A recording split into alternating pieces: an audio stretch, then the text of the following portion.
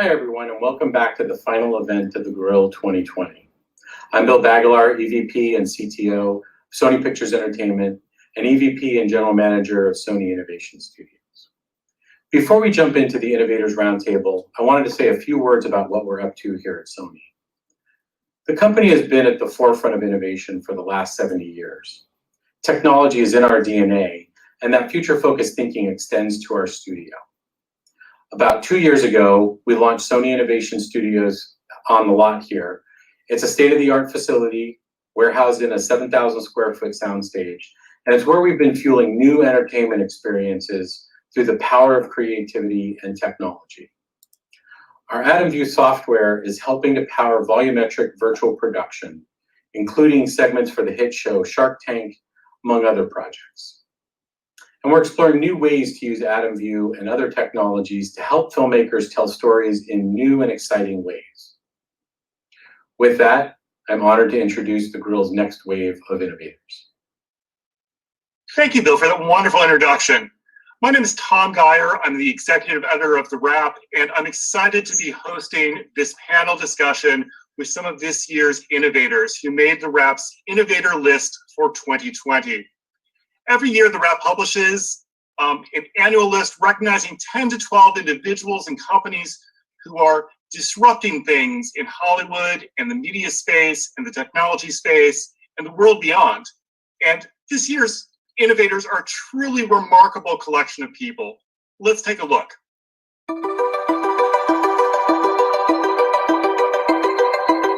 Our goal was to raise $1 million in 30 days, and we ended up raising $1 million in 8 hours. And what that did was prove that we had a perfect product market fit, that we could bring developers to the platform, we could bring gamers to the platform.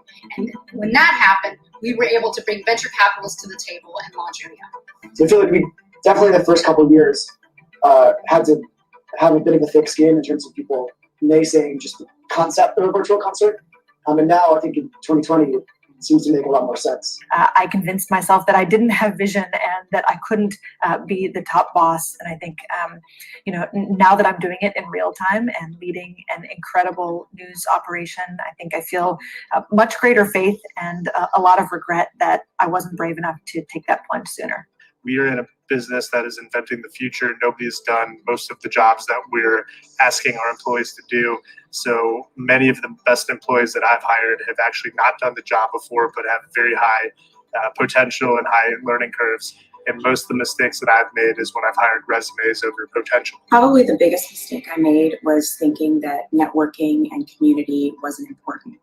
And from that, I learned how to rationalize the fact that I didn't have any friends. We had a big plan on launching a live event side of our business. Obviously, that wasn't going to work this year.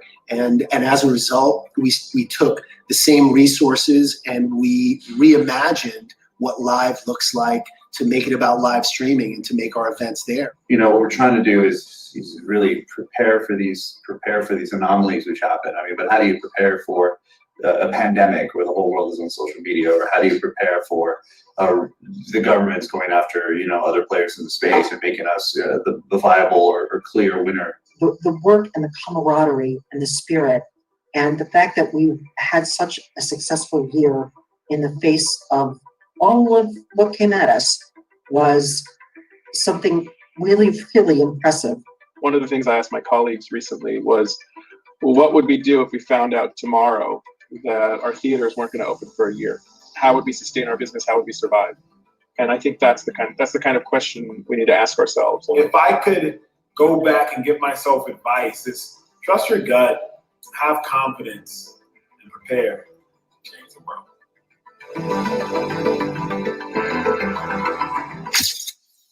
I'm excited to welcome 8 of the members of our Innovators list of 2020. You heard from them in the clip that we just saw, and they joined us here in this virtual stage at TheGrill 2020.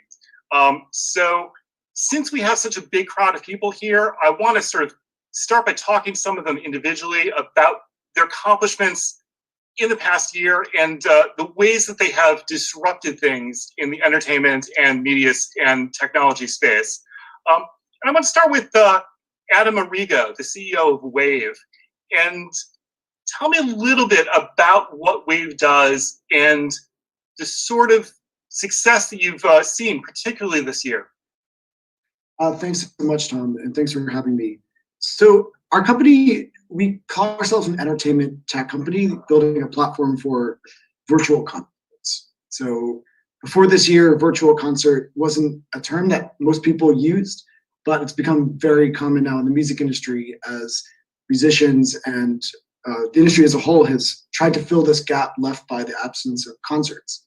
So we've been doing this for about 4.5 years. We started out as a virtual reality company, and we work with artists to turn them to avatars to play these live interactive virtual shows that can be booked in 3D AAA gaming platforms and live streaming platforms. And tell me a little bit about the growth that you've seen this year, particularly since the start of the pandemic.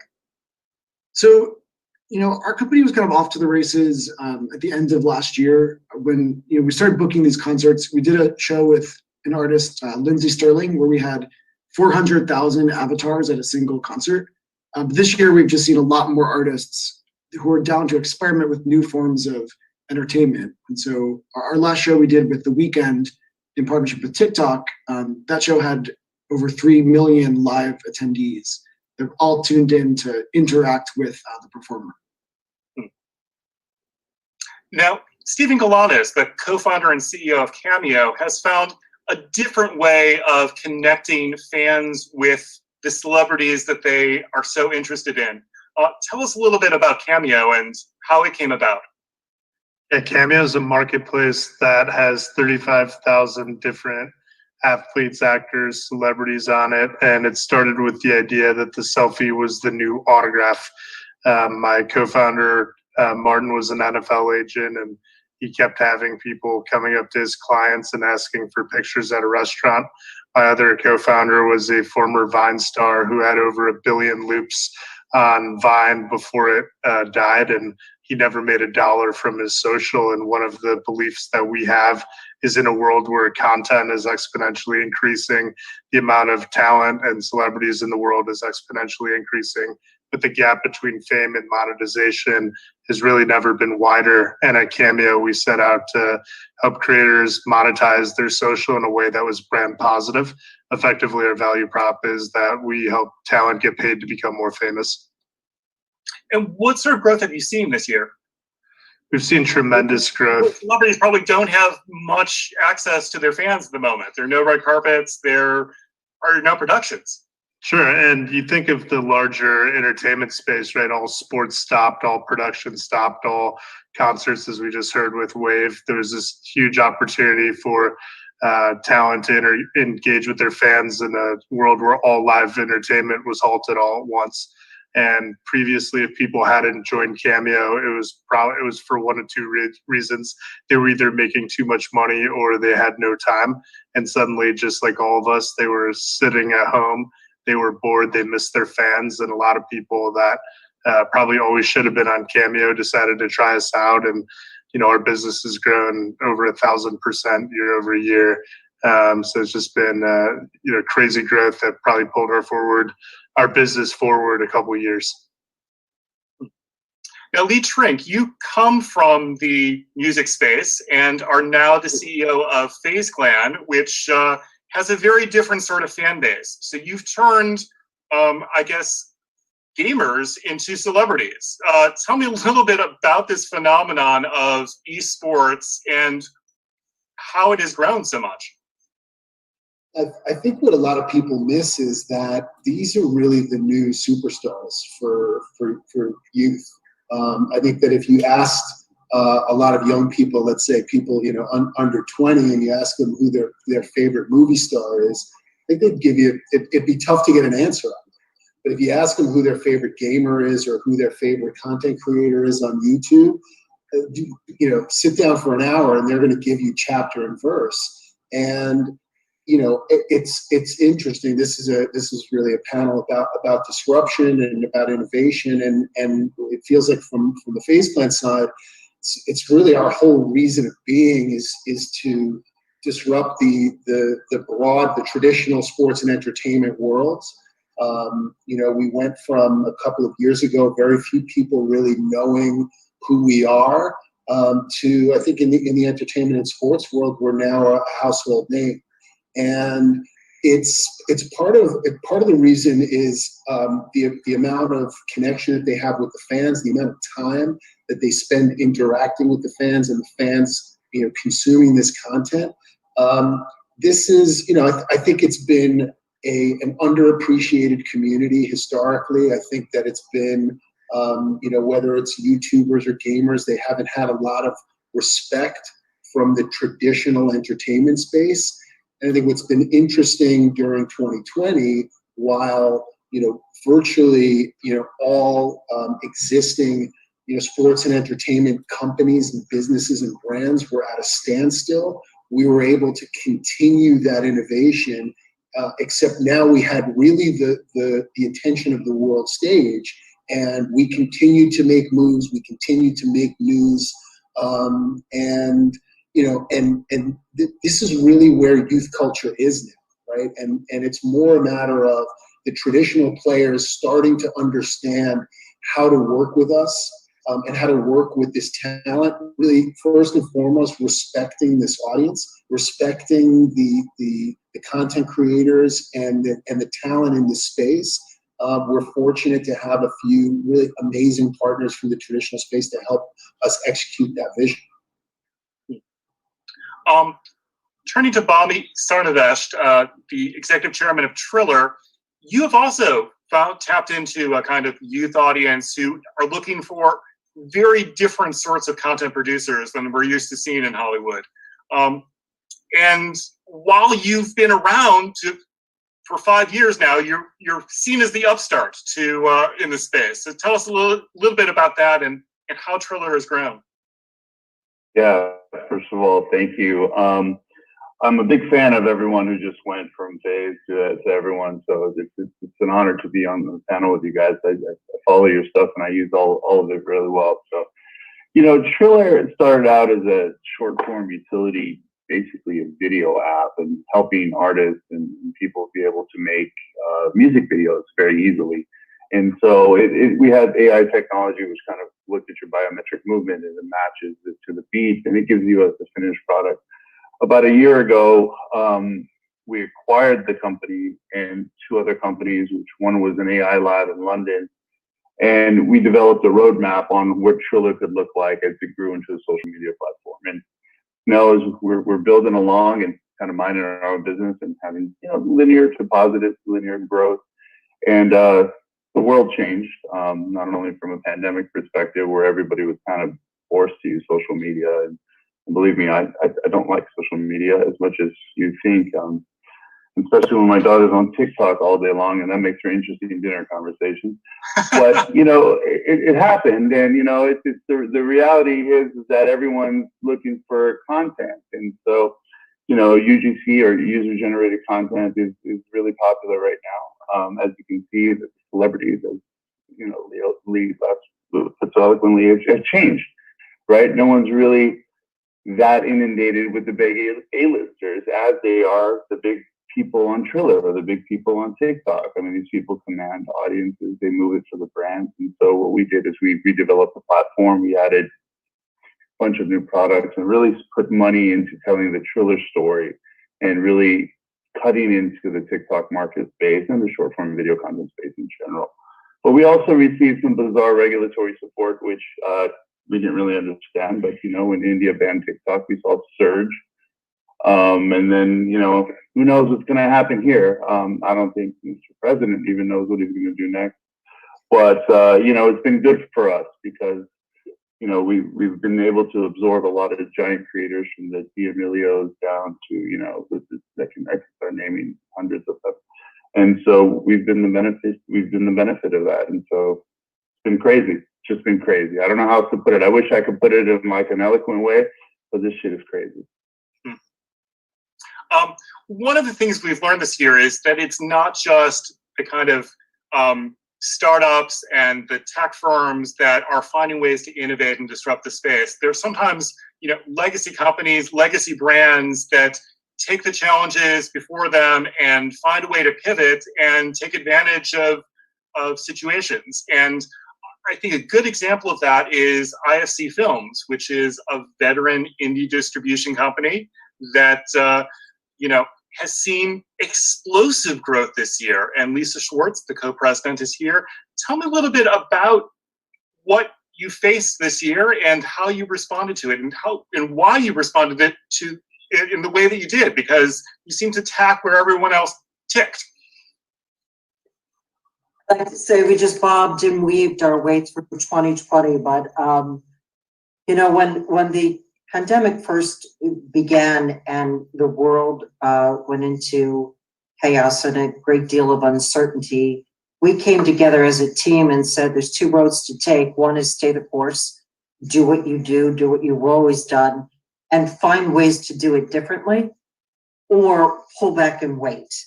And so, this is our 20th anniversary this year, so it was sort of interesting that the whole world went a little crazy as we were thinking we're just going to breeze through the year, sort of marking it in different ways. And what we ended up doing was changing some of our release strategies. So we had a few films that were intended to be traditional theatrical releases that we worked across the board with our partners to say, let's flip these into integrated releases. And we really tried to keep as many aspects to film release alive and well, and just did it differently. So we did the first ever premiere at a drive-in theater to open a film, and that was for Dave Franco's film, The Rental. And people had fun and enjoyed being socially distanced and safe. And we did virtual Q&As and press junkets. So again, we try to keep the elements around the film release intact, but just implement them differently. And that ended up being extraordinarily beneficial, both on the theatrical release side, and then 7 months prior to that, we had launched an at-home platform called IFC Films Unlimited, about 400 films, a subscription service. And that gave us a unique opportunity to say, if it's playing somewhere safe, go see it there, rent it on demand, or go get reacquainted with back catalog. And we were able to do, a 360 approach to that. So we released in May The Trip to Greece. And on IFC Films Unlimited, we had the first 3 installments that of that film series exclusively on IFC Films Unlimited. So we would use our resources to promote the new release film on social and other places, while also throwing back to, and by the way, if you missed the first 3, go catch them on IFC Films Unlimited. So we try to marshal all of our resources as sort of a multi-platform company and make the best of a wacky situation. But it's interesting that while everyone else seemed to pull their films from theatrical release, you kind of doubled down, and it paid off for you. You had the #1 film in the country. We did, and let's write that down, because I'm not sure that's ever gonna happen again. But we were the only people that were, it was later written bold enough to announce our box office. For us, it was phenomenal. It was like, yay, we did, look at that. We did. The own voice out there, it paid off for you. Like, I can't imagine that some of these films, The Witcher would have had the box office gross that they did, if it were, you were the only ones out there with new content. Yeah, and look, I think we had the right content also, between The Wretched, The Rental, Relic, Made in Italy, the Liam Neeson film. There was a diverse set of films. Some of it was really well suited for drive-in, some of it wasn't, but people were stuck in their homes, and they turned to in-home platforms to be entertained. And when we spoke as a team, the thing that kept us focused and frankly provided for a really productive distraction was reminding each other that we were just going to continue to do what we've attempted to do for 20 years, which was entertain the widest possible audience wherever they were. We would try to reach them with new content and be a pleasant distraction. Now, Eugene Hernandez, who is the brand new director of the New York Film Festival, which just launched its 58th edition just days ago, you had a very different challenge. This is a legacy film festival. You're taking over for the first time, and suddenly 6 months before your first festival, all hell breaks loose. So tell me about what that challenge is like and how you reimagine this 58-year-old institution under very difficult, different circumstances. Yeah, thank you, Tom, and hi, everybody. Thank you for having me, Tom and Sharon. Yeah, look, I think I come from the .com side of things, and I have more of an entrepreneurial streak. So, taking this new role at Lincoln Center just this year, heading into the 58th edition of this, this well-known, highly regarded, traditional festival. It has these celebrated traditions in New York and in the film community. I can't think of a better time to come in and to reimagine a festival than when you have to really kind of just take a step back. As Lisa said, take a step back and think about, are we gonna go forward with a festival that's going to look nothing like it's ever looked, and that will be really challenging to produce, or are we going to sit back and wait out a year? We decided to push forward, and honestly, I can't imagine a better time to take a new role than when you're asked to really just rethink from the ground up something that means a lot to people. We had a lot of goodwill going into the festival, and so much support and encouragement from the film community, from our own board and investors and members, and we gave ourselves permission to try new things, and we gave ourselves permission to fail and to make mistakes, and that's hard. That's hard when you're. When I was at IndieWire, it was really easy to try hard and fail because very few people were watching, especially in the first few years, and this is in the mid-90s. When you're at a legacy brand and a legacy institution like Lincoln Center, it's harder to give yourself that permission to try to reimagine, try to figure out how you hold on to your core values and your core goals. What the mission of the organization is. That mission existed way before I was there, and it'll be there. Hopefully, if we do our jobs right, it'll be there after we're gone. But giving yourself that permission to just kind of rethink. And for us, that meant we didn't know if movie theaters would be open in the fall.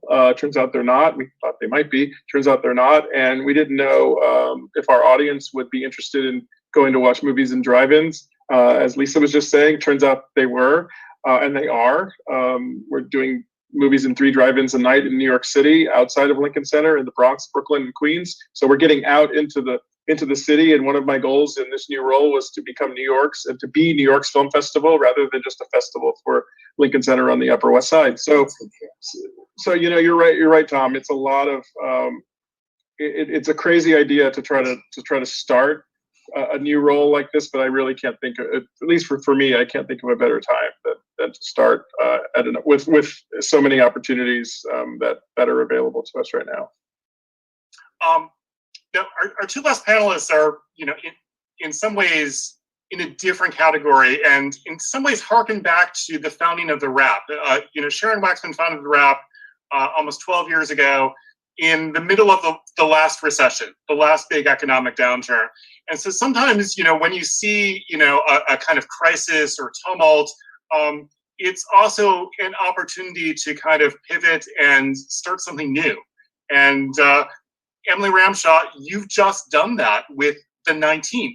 And tell us a little bit about that project and about taking the leap to create something new at a very difficult time.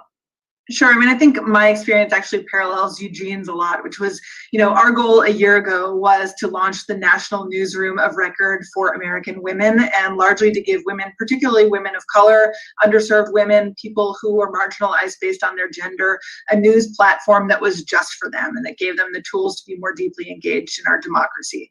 So we went on our way. We hired a newsroom that was, 75% women of color, other gender non-binary folks. We raised our seed money to get out the door. And then suddenly the winter hit. We were 6 months from our alleged launch. There was a week where my husband had COVID and I was pushing a 4-year-old out of the Zoom screen as I was trying to raise money from, investors around the country. And we all stopped and we were like, maybe we just can't do this year. Maybe we're going to need to wait a year. But then the reality was that women were being disproportionately affected by COVID in virtually every arena other than mortality rates. They're calling it a she session for a reason. Women are being hit economically so much harder than men are in this moment. And then there was sort of the eruption of what I hope is a modern day civil rights movement with our newsroom that was super well positioned for that. And we just dug in and we thought this was going to be a risk. It's a hell of a lot riskier than we thought it was going to be. But the reality is we were able to pivot too. Women were so hungry in this moment for a platform like ours. We had been planning this launch event that we hoped would have 1,000 women in the room. Of course, we took it virtual like everybody else did. Suddenly we could get names at this event we couldn't ever dream of. Kamala Harris decided it was the place where she wanted to have her first sit-down interview as a Democratic nominee for VP, first woman potential VP. Then we got a super crazy call that Meghan Markle had heard what we were doing and that she wanted to have her first sit-down conversation with us at this event.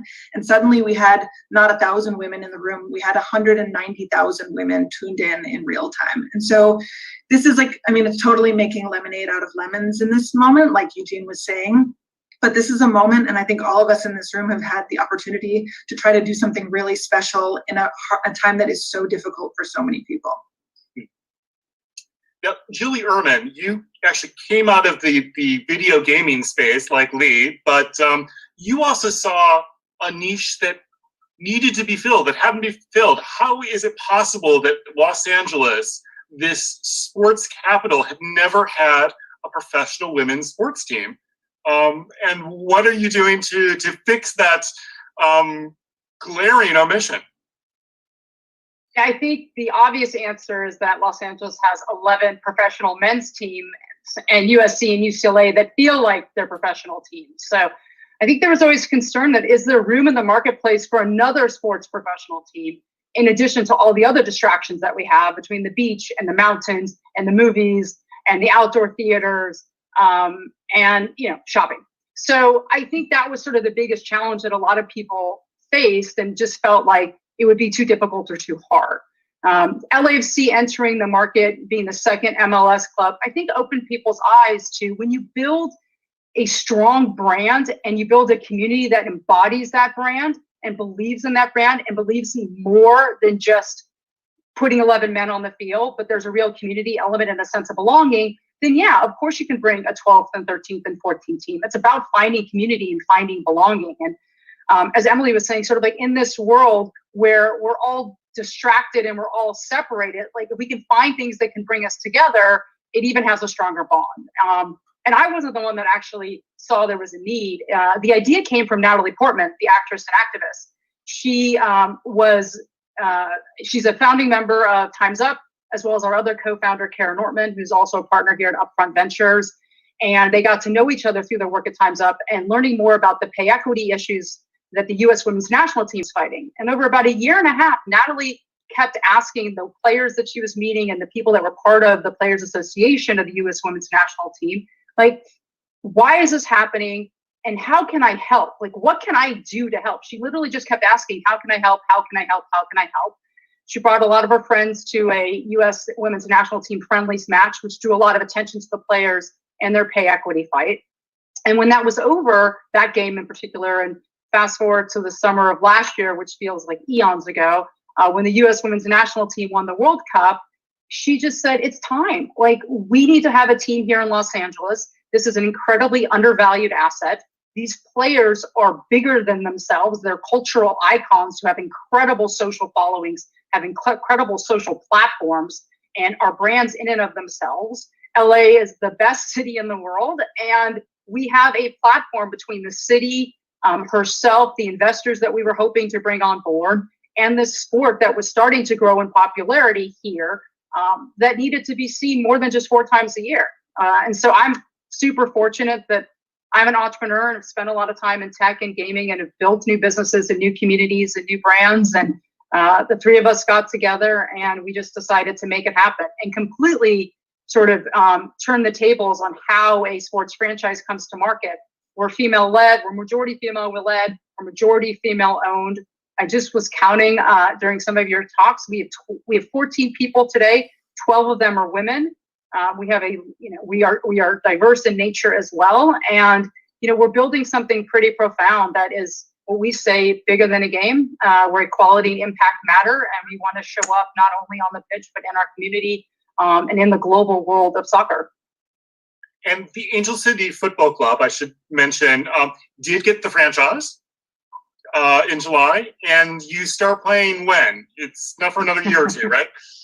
Yeah, it's funny. The last year felt like it took 10, and the next 2 years feel like they're going to happen in the blink of an eye. We take the pitch in April of 2022. Yeah. Okay, fantastic. Well, I want to open this up a little bit and sort of ask all of you as a group, about 2020 and the challenges and opportunities of innovating in a year with this much tumult, both in terms of pandemic, in terms of the calls for racial justice. Is it harder or easier to kind of disrupt your own spaces, your own media sectors? I'll jump in. For us at FaZe Clan, it was definitely a moment where kind of a crowded highway in the entertainment and sports space got uncrowded. Right, everybody kind of had to pull over, and we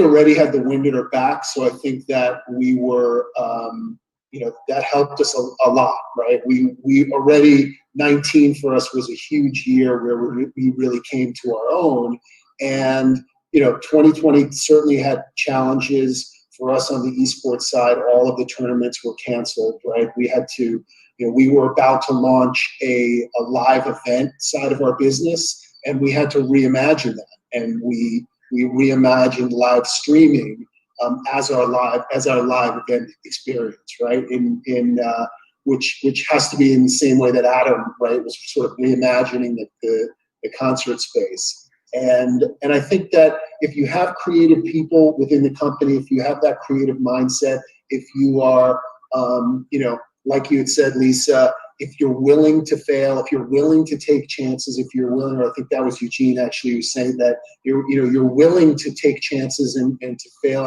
And for us as a business, we really started with a blank canvas. There was no business for us to model ourselves at, so everything was an experiment. And I think that if you have that mindset of willing to try new things, willing to stay true to the core of your ideals and your ideals, but move forward and not be afraid to fail, I think it's an opportunity to really demonstrate what you're made of.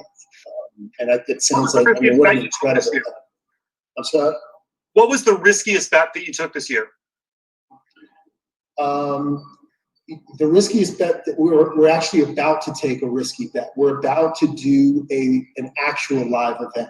So we're about to put forward the first movie, the first full feature film for FaZe Clan, certainly for any gaming organization, based on one of our talent, FaZe Rub. It's done by an incredible producer, Adam Goodman, who used to be the head of Paramount, and we're doing a live premiere event, which will be a ticketed event. It'll be the premiere. We're doing it as a drive-in in the Rose Bowl, and we're taking a huge chance that we can actually execute a COVID-safe event, sell tickets, which we've never sold tickets before, and we're doing everything about this thing is new. But for me, it's what FaZe Clan is about. Every single thing that we've accomplished were things that nobody believed we could or maybe even should be doing. So we're about to take what I think is the biggest risk of the year. Go for it. I would just echo, being at peace with failing, but at least going down, as I like to say, swinging is really how we went into the year. The one thing I would say, at least from our experience, is you have to have every team member on board, because it takes a lot of, having each other's backs while we're all remote. I think the one upside to what was, so inconvenient on so many levels was the sense of camaraderie that it created. You're truly all in it together. Everybody's remote. Everybody has a dog jumping on their lap or a small child coming. It just became like the new normal. But it was that commitment and that camaraderie to, we're all going to go in it, and it's not just on one person, whether it fails or it's successful. We die as a team, and when we're successful, we did it because we did it together. And if we're not, it's because we took a swing at something and it was a good attempt but a miscalculation, and they happen too. Yeah, I think for me, 2020 kind of crystallizes something core to entrepreneurship. And I think looking around everyone on this call, I know you guys understand this. It's there are things you can't control, and you put together a plan, you go out to execute it, and something shifts. And I think sometimes that happens at a very fine resolution, and sometimes it happens at a wider and long resolution. And you're trying to optimize the build, measure, learn process so that you can make decisions faster, learn faster. But this year, it's during this meeting, we're probably missing 3 breaking news headlines that are going to change it. Just at some point, you have to let go and stay true to your vision and just know, okay, we set out to do this thing, and there's so many things that could change and so many potential distractions. Imagine what it was like for us.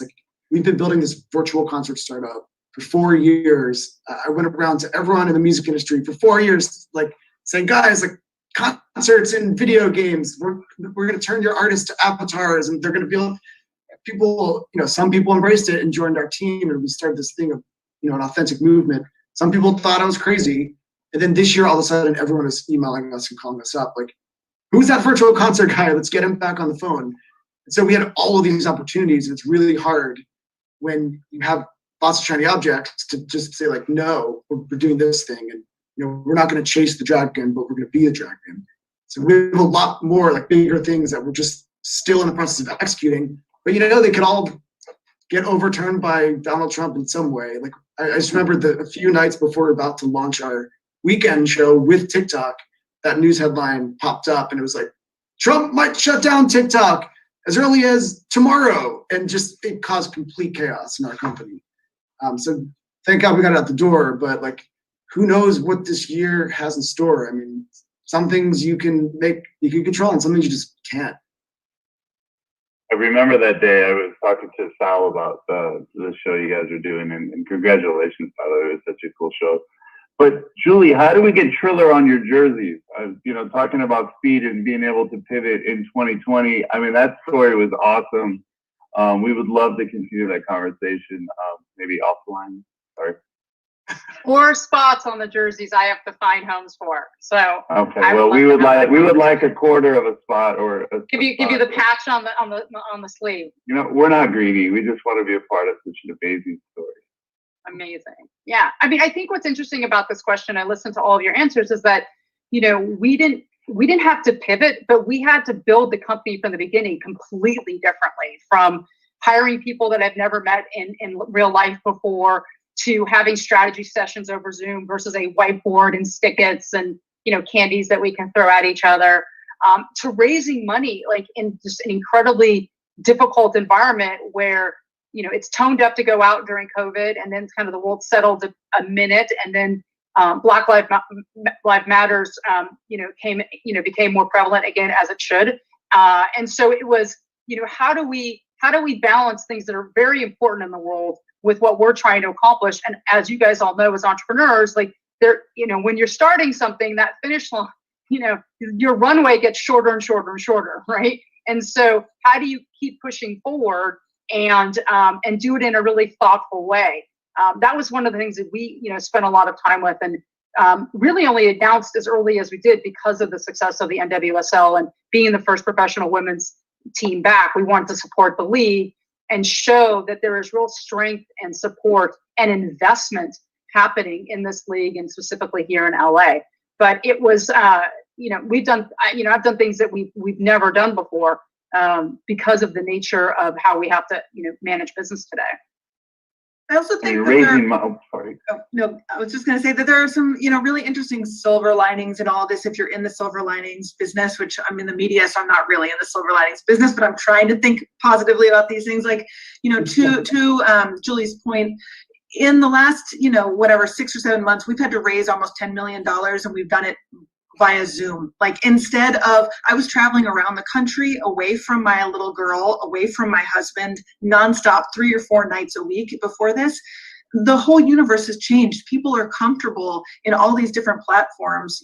We've also proven the case, by the way, for I think a lot of working women, that we can do this from anywhere. We don't need to be tethered to a desk in an office space. You can have the kind of work-life balance you want to have and still be just as effective as we always knew we could be. I mean, we just launched a startup in a pandemic with a staff that's almost all moms with small kids who are homeschooling full-time.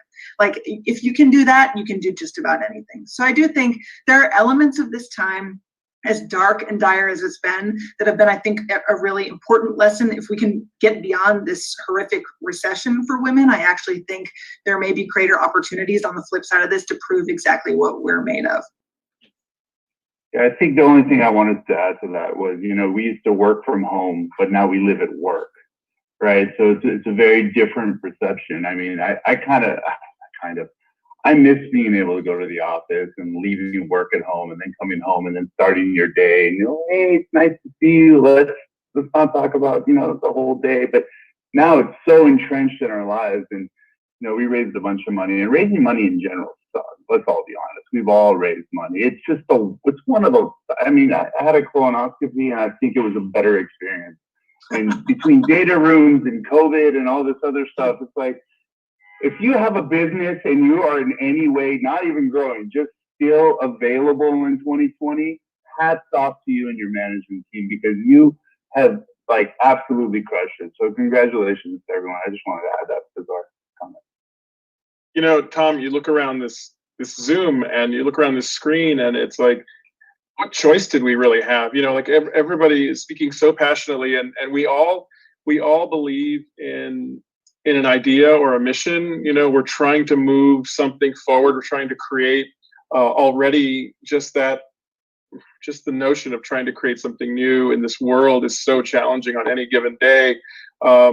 This year is especially challenging, and the financial crisis that exists now and that will be even harder next year is daunting. At the same time, that those challenges don't extinguish the passion we all have, and just listen to what everybody's saying, the passion that each person has for this idea and this goal that they're trying to reach. So it's like, what alternative do we have but to just scramble in any way we can. Hopefully we have the best team possible. Hopefully we support them as best we can, and we just keep moving forward. And we don't know what's coming. We don't know what's going to happen tonight, tomorrow, in November, and certainly next year. But it's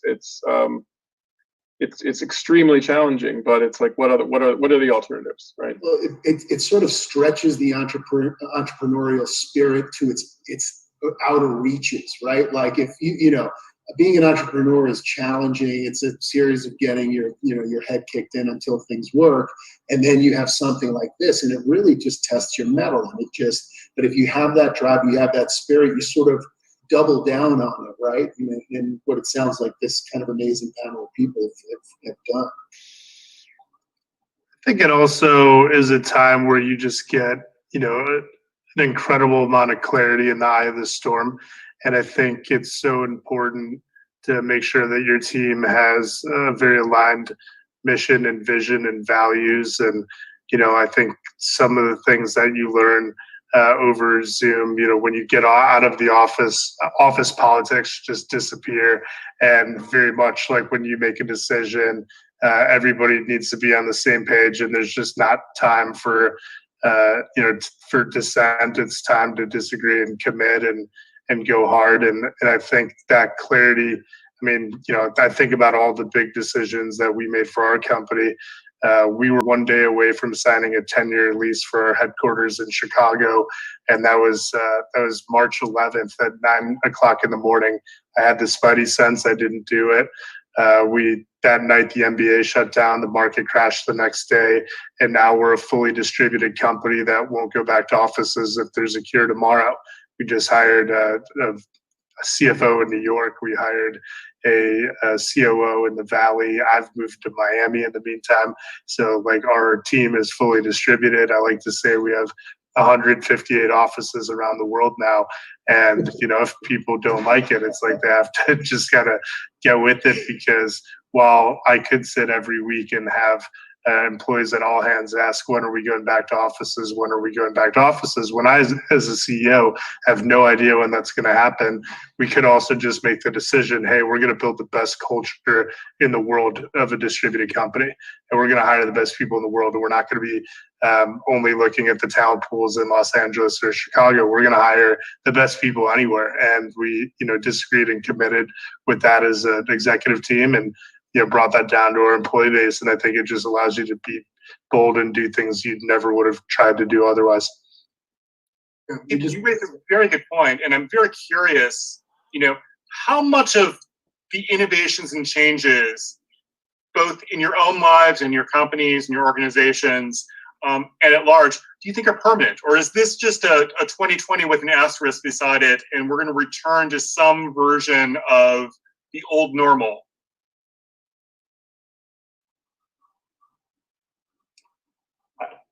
I think we'll be back to normal, to be honest with you. I mean, I know a lot of people that have gotten COVID now, and I don't want to say, but I do feel like we are getting a better grip on how to handle this thing. When it came at us out of the blue, we weren't prepared. I mean, I think everybody was. The treatment protocols are different. Hopefully, there's a vaccine. There's definitely people, the mortality rates look like they're better. I think eventually there's going to be some form of normality. I mean, I'm starting to see it. Maybe my friends are irresponsible. I don't know. There's also that. But I'm starting to see it in different places. And I think as the numbers diminish, there's going to be offices. Shit, I didn't sign my lease. I signed for 2 floors and I'm sitting on it. And so we're going back to work. We're paying for it. We're going to use it. But eventually, but we have no plans on putting people in harm's way. But I'm also optimistic. I think humanity will always survive and find a way to coexist. I think it depends on what it is and what your company is. I think for some companies it makes perfect sense not to have to come to an office. I think for us, I think we're going to go back to an office. I think that there's something about what we're doing that requires kind of incubation and the way brainstorming happens. I think that's important. I think as far as other things in the world going back, I think some things are going to snap back immediately. I think some things there's no replacement for, right? There's, I think I saw it here in LA when the restaurants reopened. It was such catharsis. People were so happy to be out, and there's certain things that are just going to snap back, and those things are going to the businesses that have survived are going to be right back to where they were. And then there's some other things that are going to be changed, right? There's some other things that we're thinking and said, you know what? Maybe this thing wasn't so important anymore. We don't care about it, and now we care about some different things. So I think it's going to be a mix, generally. Are there innovations that you put in place at FaZe Clan this year because of the circumstances that you think are going to last, or are these just responding to the circumstances and you'll go back to how you did things before? I think that we'll probably lean towards some teleconferencing, like maybe about meetings and maybe about travel. But I think the business is going to be the same. I think what I mentioned about on the outward facing business side, how we've reimagined live streaming to take at least the current place of our live event business. I think that's a whole new business for us. I think that we're going to continue to lean in, and we'll go back to building live like we are in this event that we're going to put out next month, and we're going to do both. So it taught, we were able to learn some new tricks that are going to have staying power that are going to be a fabric of what we do going forward. Lisa, what about you? Are there tricks that you've learned for this year that you think are going to carry forward beyond? I think one of the most effective things we found is, virtual press junkets. And if people, if you have a film with a foreign cast, we released a film this year called The Truth with Juliette Binoche, and having her be able to participate at a distance and be relevant for a film that used to require people flying and coming in and a lot of complicated logistics. I think that's something that was positive and could change so that people can be more participatory if they're far away. I mean, I guess when the question gets posed, do you think we'll go back to normal? I think it will become a matter of how you define that and how normal gets defined going forward. I mean, I think about how some things permanently changed process-wise post 9/11, for example. And we didn't used to have to take our shoes off, and we used to be able to bring a bottle of water through security and process things. People didn't stop traveling. That picked up again, to Lee's point about restaurants and people go back. But I wonder, for example, if we even shake hands anymore when we meet each other. Is that one of those social graces and that we end up being, so I think there's smaller process things that could change, like we saw when other, major catastrophic things happened in our country that will redefine what normal is. But I do think that human beings by nature are social and for the most part resilient, and we'll motor on and find a way to be comfortable participating in life again. Yeah, I mean, the one thing that I would add that I've found really interesting is there was always the way things were done. It's like piggybacking on what Lisa said, but like there was always the way it was done, right? Well, now there's a new way of being done, and like a Zoom conference call or a Zoom meeting or an Instagram live is just easier. And now it's hard, and because now we're all getting used to it. I won't say good yet, which is sad actually for all of us technologists, but we're getting better at it. It's hard to say no now. Like today, we had an Instagram live with Eva Longoria and America Ferrera, and it was incredible. They talked about Angel City, but they really talked about Hispanic Heritage Month and what it meant to them, which was the whole point of having them together on the platform. And if I had to try to get them together to do that, it would have been impossible. Not near impossible. It literally would have been impossible. Eva's in Mexico, America's in New York, I'm here. And so just logistically, it wouldn't even have been an option. But the fact that everyone's getting more comfortable with technology, and they realize that because we're home, because we're online more, you can reach a broader audience and engage that audience at any time of day.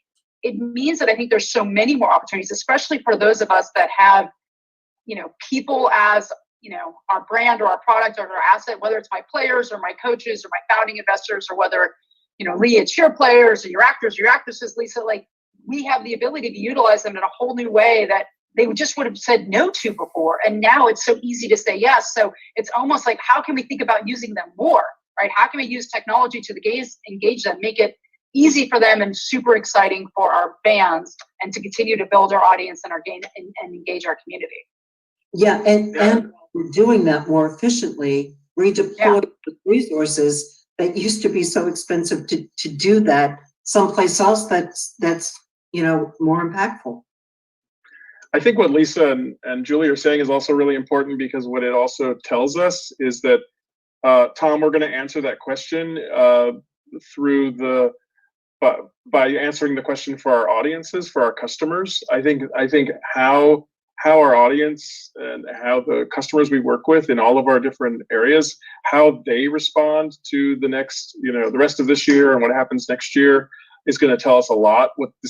Whether normal looks more like the one we knew, or whether it looks like something different. And on the one hand, for me, I hope there's a semblance of normality, because I happen to work at an organization that has 3 dark movie theaters at Lincoln Center. So yes, I hope that those, and for Lisa's sake and for all the filmmakers she works with, I hope those theaters sometime next year, if not sooner, are open and folks can walk into them and watch movies. On the other hand, a pivot that we made this year when we saw that our movie theaters weren't open is we had to create a virtual cinema so that our audiences, and we have a lot of really loyal members audience, could figure out, could watch movies. And the platform that we built is tremendously successful. We've exceeded all of our revenue projections for this year's festival as a microcosm. So on the other hand, well, we want to have a normality that gets us back to what we know about and feel comfortable in, and that's in our case a physical space. On the other hand, we also want to be accessible to a wider audience, to engage new customers with an art form that we still believe in. And I think that is something that the audience will tell us that not only are they enjoying, but maybe they'll want more of. And so I think it will be interesting to see what our audiences tell us as well. So do you think that those virtual screenings and having screenings in non-Manhattan boroughs will continue beyond 2021? I hope so. I mean, I think so. I think it should. I think that again, I live near where I work on the upper, the theaters on the Upper West Side. My apartment's in Hell's Kitchen in New York, and I hope that exists. But I do think that on the virtual side, there's an accessibility and there's an openness and an opportunity to connect with so many different people who've never had the chance or felt invited or included. And I think what's also going on in this moment, and this is why I hope we don't go back too much to the old normal, because I think what's happening in this moment is there's an opportunity for us to support and engage a society that is more equitable and more inclusive, and we're seeing that in our world right now being explored and expressed, and we're hearing loud and clear that this is an opportunity for us to make some significant and substantial change. And it's not just with what's going to happen hopefully in November, but into the new year as well. Yeah, there obviously is no normal. I mean, it's a total illusion. Like, everything is always changing.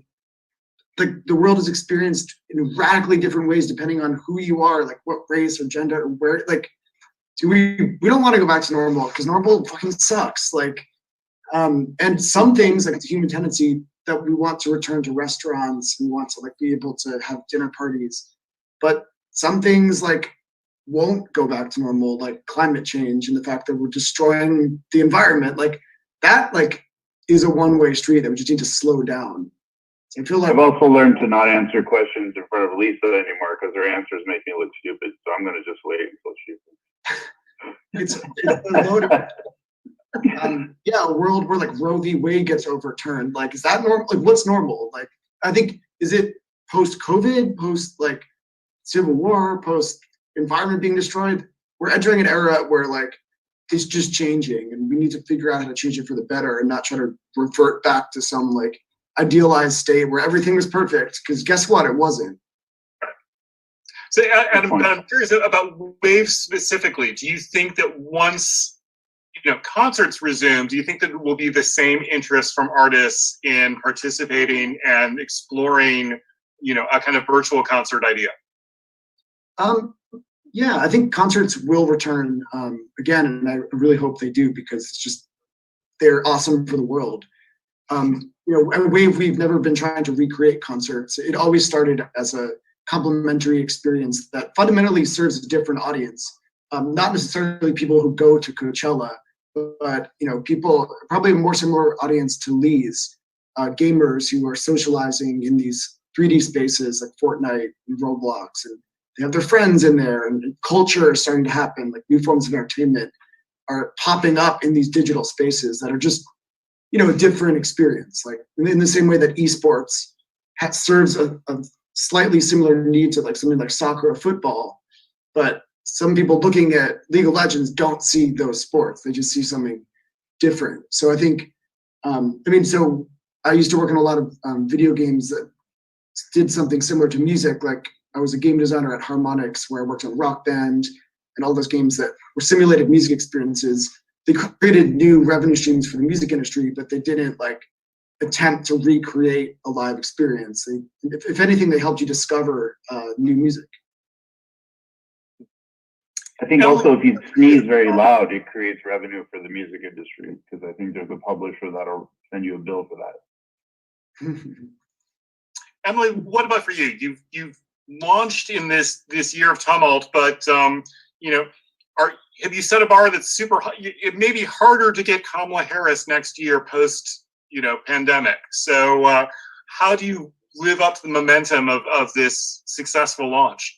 Yeah, I don't know. Ending up on Hollywood lists like this actually only helps us bring in the people who bring in even more eyeballs. So thank you for that. This is not generally the audience that we keep, but I mean, I think, look, like this is a very high bar, and this moment in history is critical. I mean, as Adam was saying, like, I don't want to go back to normal either. I want to go back. I want to find our way to a more equitable future. And I actually think that this moment that we're living through may present opportunities for that. I hope it presents opportunities for that. And I think a lot of these conversations, all of us, the ways that we're reaching people are in many ways more equitable, more democratic than the ways that we've been reaching people historically.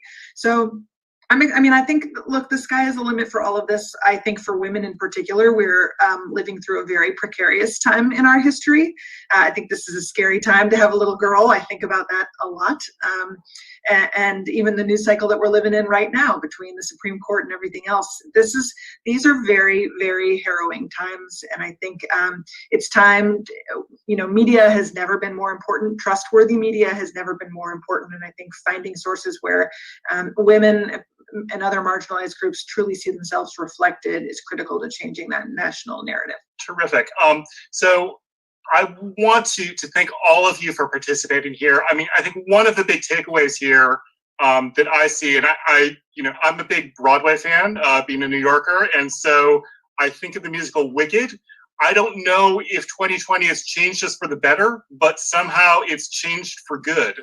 And it's been certainly a tumultuous year, but what all of you have shown is the remarkable ability to pivot in challenging times and to disrupt the marketplace and disrupt your segments in ways that have real impact on people's lives and on business and the community. And so I want to thank you and salute you for all of your work as innovators on our Innovators list in 2020. For more information on our speakers, be sure to check out our Innovators list on TheWrap.com, TheWrap, WRAP.com. And now I want to turn over for some final words to the founder and editor-in-chief of TheWrap, Sharon Waxman. And that's it for this year's Grill 2020. What an amazing 3 days. I hope you joined us for a lot of it. Maybe you can catch up with the stuff that you missed afterwards online. We had streaming discussions, we talked podcasting, we talked gaming, we talked film festivals, we had diversity, we talked media, and we just finished up with this amazing conversation with really interesting innovators. I don't know about you guys, but my brain is full and I'm totally exhausted. I'm ready for a drink. How about you guys? Got one? Oh, hey, thanks. Cheers, everybody. See you next time.